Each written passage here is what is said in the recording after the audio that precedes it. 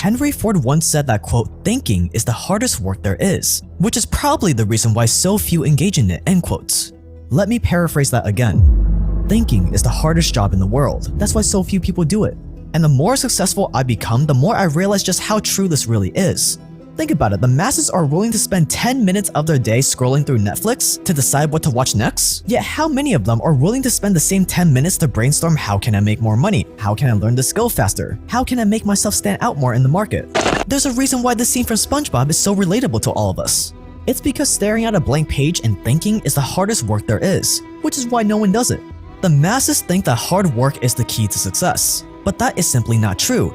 There's no shortage of hardworking people. If you don't believe me, all you have to do is look at the janitors, maids, food service workers, all the 9-to-5 drones you see every day. These people work hard, way harder than me. They have to deal with angry Karens, they have to come home exhausted, mentally drained. They are working really hard, yet most of them usually don't move up in life. Why? Because although they are working hard, they are not thinking enough.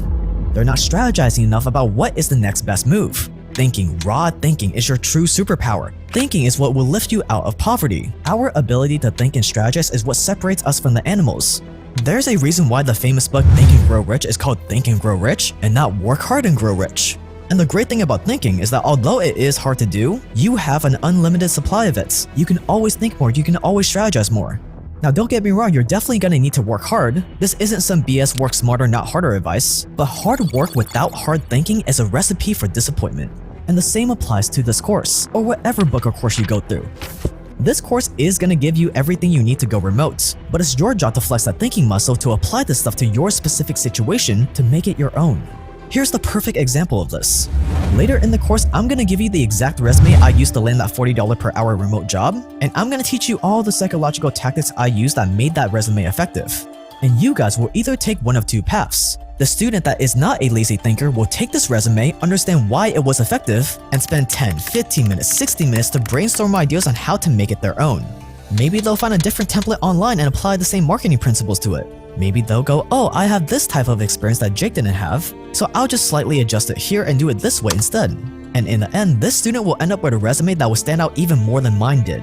On the other hand, you have the lazy thinker that will simply take my exact resume, replace my information with theirs, and just blast it out hoping for the best. The problem with not thinking is that the more students that go through this course, the more other lazy thinkers are going to be applying for jobs with this exact resume, and therefore the less effective this resume will be.